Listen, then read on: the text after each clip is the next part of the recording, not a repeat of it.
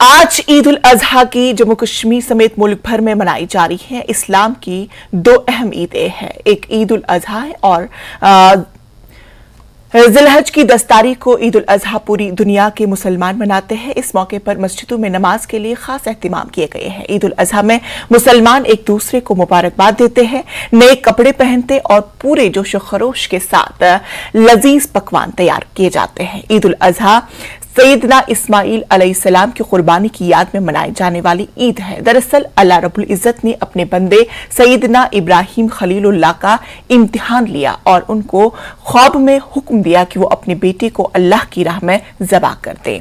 हजरत इब्राहिम अलैहिस्सलाम इस अजीम कुर्बानी के लिए तैयार हो गए, लेकिन अल्लाह ताला ने खुद एक मेंढा भेजकर इसकी कुर्बानी करवाई और इस अजीम कुर्बानी को याद रखा गया। कुर्बानी गोया इब्राहिम अलैहिस्सलाम इम्तिहान में कामयाब हो गए। इसके बाद से कुर्बानी का ये सिलसिला जारी रहा। खुद नबी करीम सल्लल्लाहु अलैहि वसल्लम ने इस अहम फरीजे को अपनी जिंदगी भर में अदा किया और कुरान और हदीस में इसके वाज़े अहकाम मौजूद है।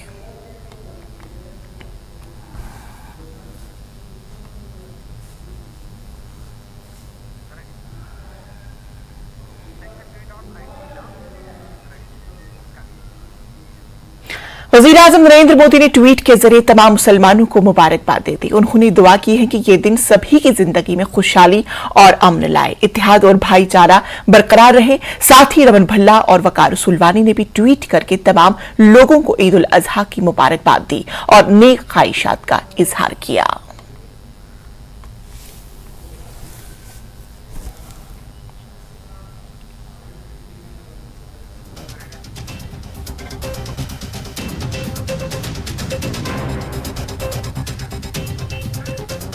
जम्मू कश्मीर के साबिक वजीर आला महबूबा मुफ्ती ने दरगाह हजरत बल में ईद की नमाज अदा की। सैकड़ों खवातीन के साथ उन्होंने नमाज ईद अदा की और इस दौरान मुल्क की खुशहाली और अमन अमान के लिए खास दुआएं की गई।